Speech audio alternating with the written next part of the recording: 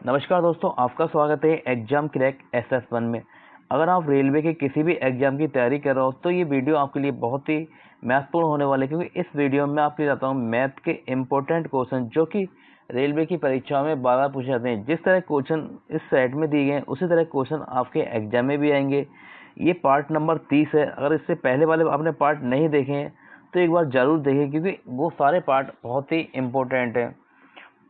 चलिए शुरू करते हैं आज की क्लास। आज का क्वेश्चन नंबर पहला, देखिए ये क्वेश्चन नंबर पहला। इस क्वेश्चन में आपसे कह रहा है रुपए 156 को 1:2:4:5 के अनुपात में विभाजित कीजिए। निम्न में से किस क्रम से रुपए का अनुपात प्राप्त होगा। तो आपसे अनुपात पूछ रहे थे। इस क्वेश्चन को आपको मैं दो तरीके से समझाऊंगा। एक तो वो तरीका सिखाऊंगा जिससे आप क्वेश्चन को मात्र 2 से 3 सेकंड में कर सकते हैं, और एक वो क्वेश्चन तरीका सिखाऊंगा जो कि सभी लोग करते हैं। पहले वो तरीका सिखाता हूँ आपको जो सभी लोग करते हैं। देखिए रुपए का जो योग दिया गया है वो दिया है 156 रुपये। 156 रुपये हमें इसका योग दिया गया है।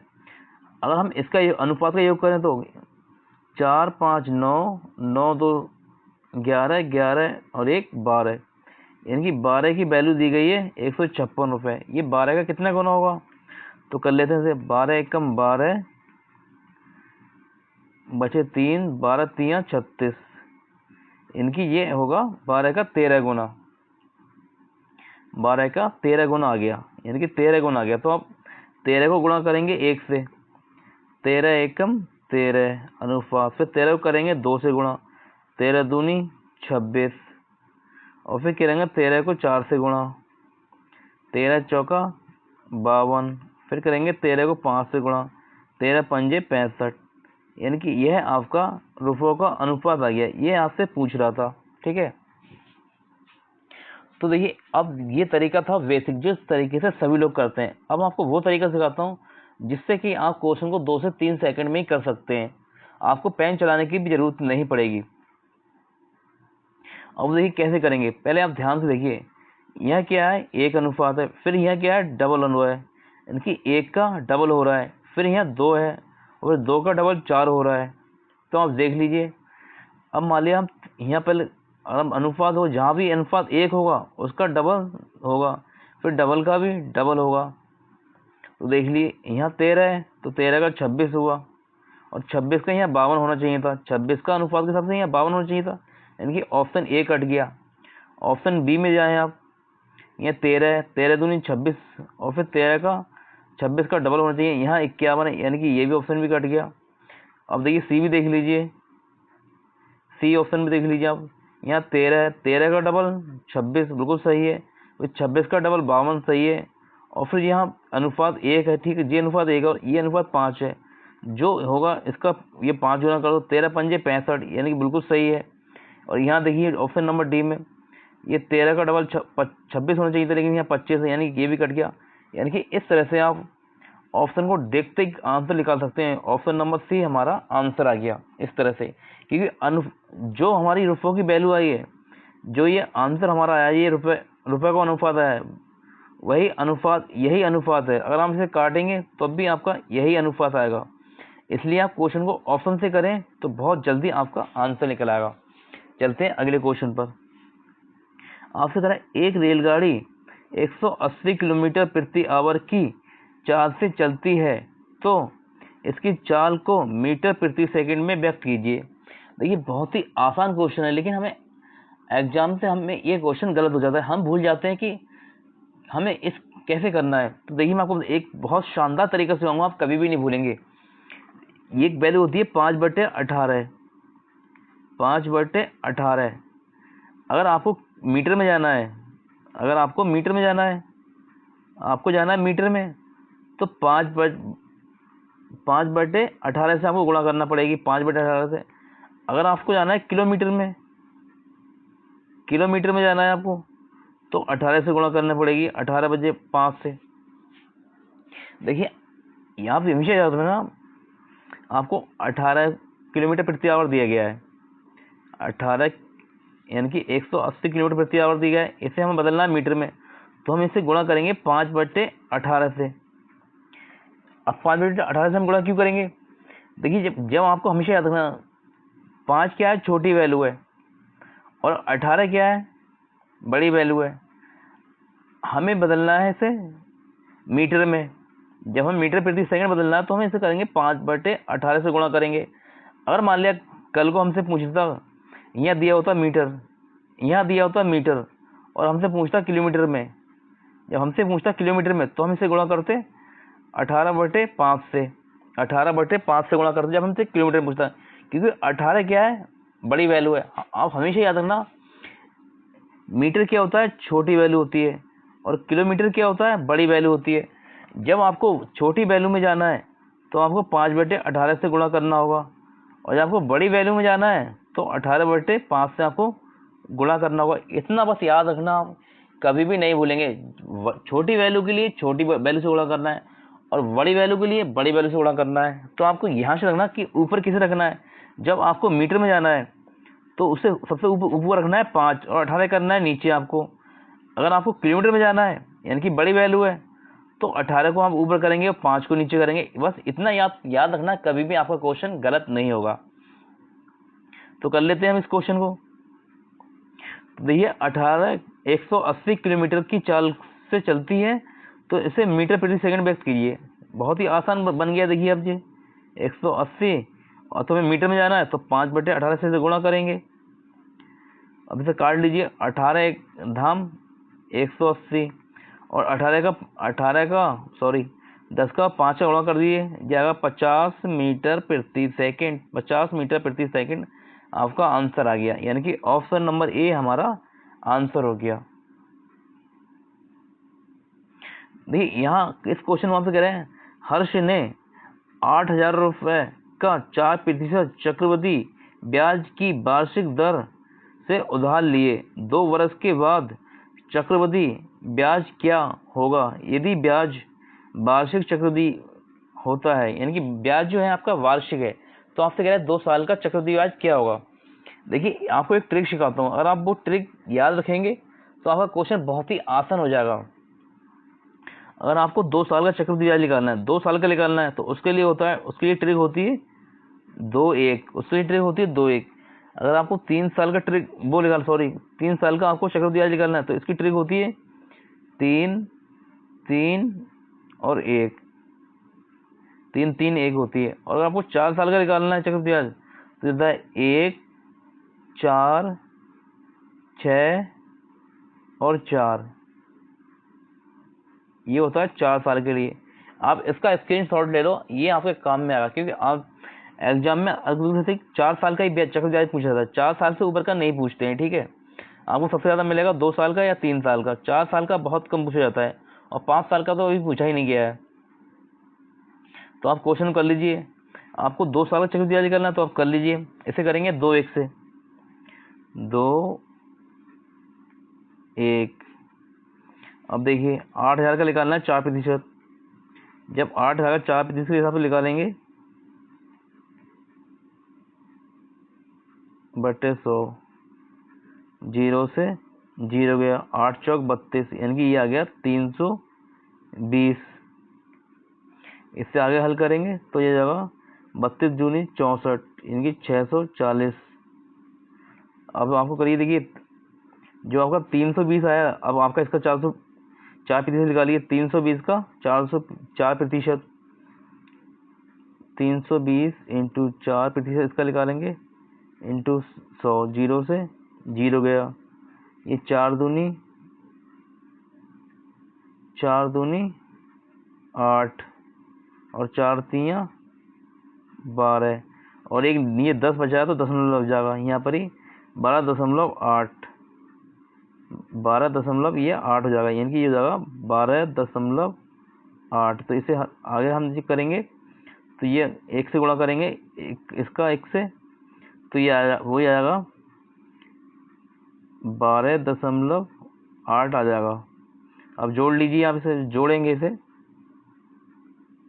जब आप इसे जोड़ेंगे तो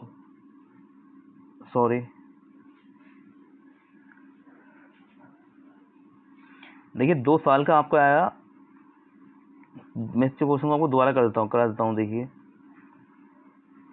देखिए 2 साल के निकालते हैं हम 2 1 से, 2 इंटू 1 सॉरी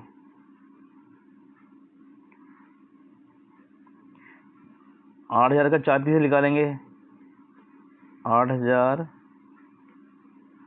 4%, 0 से 0 कट जाएगा, 0 से 0, और ये जाएगा 8 चौक 32 यानी कि 320, और इसका भी हम 2 से गुणा कर देंगे तो ये आ जाएगा हमारा 32 दूनी 64, 640।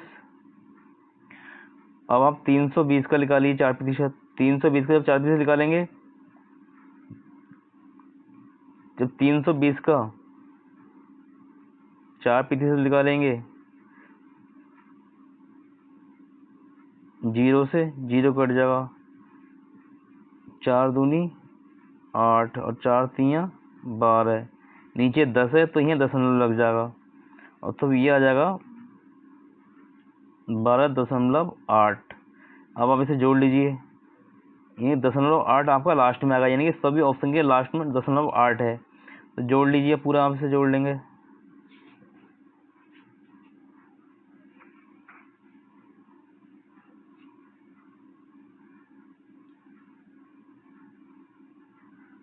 दो 4 और 1 5 और 652.8 आपका आंसर आएगा। किस ऑप्शन में? 652.8, यानी कि ऑप्शन नंबर ए में ये आपका आंसर दिया गया है। चलते हैं अगले क्वेश्चन पर। देखिए ये आप क्वेश्चन आपसे कह रहे हैं 2 पाइप ए और बी एक टंकी को क्रमशः 36 मिनट और 48 मिनट में भर सकते हैं। दोनों पाइप एक ही समय में खोले जाते हैं और कुछ समय बाद पाइप बी को बंद कर दिया जाता है। यदि टंकी आधे घंटे में भर जाती है तो पाइप बी को कितने मिनट बाद बंद कर दिया गया था? आपसे पूछ रहा है कि जो पाइप बी को बंद किया गया है वो कितने मिनट के बाद बंद किया गया। तो आप कर लीजिए क्वेश्चन को। ये पाइप ए है, पाइप ए भरता है 36 मिनट में और पाइप बी भरता है 48 मिनट में। हमने दोनों का लिया एलसीएम, दोनों का जब एलसीएम लिया तो ये आया 144 और 36 से भाग दिया 144 को, 36 से भाग दिया 3 4 24, यानी कि ये गया 4 बार में। और 48 से भाग दिया 144 को, 8 3 24, ये गया 3 बार में। यानी कि जो आपका ए है वो भरता है एक बार में आपका 4 भरता है और बी भरता है 3। तो आपसे कह रहा है दोनों पाइप एक ही समय में खोले जाते हैं, कुछ समय बाद बी को बंद कर दिया जाता है यदि टंकी आधे घंटे में भर जाती है। देखिए आपके बी को बंद किया गया है, पाइप बी को बंद किया गया है, पाइप बी को बंद किया गया है, और यदि टंकी आधे घंटे में भर जाती है तो कितने मिनट बाद बी को बंद किया गया था? तो फिर बी को कितने मिनट बंद किया गया था? देखिए ए जो है वो आपका चलता रहा, ए को नहीं बंद नहीं किया तो टंकी 30 मिनट में भर जाएगी। जब टंकी आपकी 30 मिनट में भर जाएगी और एक बार में भरता है 4, ए भरता है एक बार में 4, ए भरता है एक बार में 4, तो हम जब उसको गुणा करेंगे 4 3 12, 4 3 12, यानी कि 120 ये किसने भरी होगी टंकी? ये भरी है ए ने। तो 120 ए का माइनस कर दीजिए इसमें से। जब 120 इसमें से माइनस करेंगे तो आपके पास बचेगा 24, आपके पास बचा 24। जब आपके पास 24 बचा, अब कौन रह गया? बी। यानी कि ए ने पूरी टंकी जो भरी थी वो 120 मिनट में भरी थी, ठीक है, हमने 120 इसका माइनस कर दिया, जो बचा 24 वो कौन भर रहेगा? वो भरेगा बी। और बी एक बार में कितनी भरता है? बी भरता है एक बार में 3, तो 3 से इसे भाग दे दिए, तो 3 8 24, 3 8 24। तो आपसे कह रहे हैं बी को कितने मिनट के बाद बंद कर दिया गया था? तो बी को बंद किया गया था, वो किया गया था 8 मिनट के बाद, यानी कि ऑप्शन नंबर सी हमारा आंसर हो जाएगा। क्वेश्चन नंबर 5, देखिए ये रेलवे का बहुत ही इंपॉर्टेंट क्वेश्चन है, लेकिन ये क्वेश्चन भी बहुत आसान है। लेकिन हम क्या होते हैं जब एग्जाम देने जाते हैं तो एग्जाम में ये क्वेश्चन को करने का तरीका भूल जाते हैं। जो ऊपर लिखा जाता है उसे नीचे लिख देते हैं, जो नीचे लिखा जाता है उसे ऊपर लिख देते हैं। तो हम इसे कैसे करेंगे? देखिए इसका जो सूत्र ट्रिक होती है वो होती है इसकी S2 S1, इनकी S, जो S होता है वो होता है स्पीड, तो इसे लिखते हैं T1 इंटू T2। इस तरह से होता है, ये ध्यान रखना आप। S2 बटे S1 बराबर अंडर रूट T1 बटे T2, ये आप याद रखना, इस तरह से होता है। तो आप क्वेश्चन कर लीजिए। जब आप इसमें वैल्यू रखेंगे, देखिए S2 कौन क्या है? B है। S2 क्या है? S2 क्या हो जाएगा? B हो जाएगा। और S1 क्या हो जाएगा? A हो जाएगा। ये B हो गया ऊपर और ये हो जाएगा। अब इसे लिखेंगे ताकि ये T1 और ये T2। अब वैल्यू रख लीजिए इसमें। तो आपसे पूछ रहा है B की गति क्या होगी, तो आपसे B की गति पूछ रहा है, यानी कि B की स्पीड पूछ रहा है। तो हमने माना B की स्पीड होगी x, और A की स्पीड कितनी दी गई है? A की दी गई है 55 किलोमीटर, तो ये 55 हो गया बराबर T1 कितना है? 5 घंटे, और T2 कितना है? 6 घंटे। अगर देखिए हम ऑप्शन को देखें, अगर हम ऑप्शन को देखें क्वेश्चन को करें, तो हमें क्या करना होगा? जो नीचे 6 दिया गया है, 6 को ऊपर नीचे हम गुणा करें, 6 यहाँ हो जाएगा और बटे 6 यहाँ हो जाएगा। तो देखिए जब डबल 6 हो गया, ठीक है, तो एक 6 इसमें से बाहर निकल आएगा। जब इसमें से एक 6 बाहर निकल आएगा तो ये जाएगा ऊपर रूट 30 और बटे नीचे 6 आ जाएगा।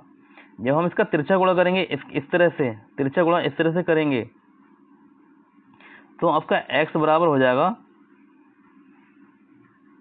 x बराबर हो जाएगा 55, आपका ऊपर पहुंच जाएगा 55 बटे 6, और ये रूट 30 हो जाएगा। ये हो जाएगा आपका रूट 30, ये रूट 30 हो गया। इस तरह से कौन सा ऑप्शन दिया गया है? 55 बटे 6 रूट 30 किलोमीटर प्रति आवर। ये यानी कि ऑप्शन नंबर डी आपका आंसर हो जाएगा। ये क्वेश्चन नंबर 6 है। इसका आंसर, ये क्वेश्चन भी बहुत आसान है और रेलवे में सबसे ज़्यादा इस तरह के क्वेश्चन पूछ जाते हैं। आपको इसका जवाब कमेंट में देना है, इस क्वेश्चन का आंसर आपको कमेंट में देना है, क्योंकि जब तक आप खुद से क्वेश्चन नहीं करेंगे आप कुछ भी नहीं सीख पाएंगे। इसलिए मैं आपसे कहता हूँ आप पहले खुद से करिए क्वेश्चन को, ठीक है, तभी आप वीडियो को देखिए। पहले जैसे ही आपकी स्क्रीन पे क्वेश्चन आता है, ठीक है, वीडियो को पॉज करिए और क्वेश्चन खुद से बनाइए। अगर आपसे बन रहा है क्वेश्चन तो अच्छी बात है, अगर आपसे नहीं बन रहा है तो आप वीडियो देखिए, और क्वेश्चन बन जाता है तो आप अगले क्वेश्चन में पहुंच जाइए। इस तरह से देखिए। अगर आपको हमारी वीडियो पसंद आई हो तो वीडियो को लाइक शेयर करना। अगर आप हमारे चैनल पर नए हैं तो हमारे चैनल को सब्सक्राइब जरूर करना। मिलते हैं आपसे अगली क्लास में, तब तक के लिए नमस्कार।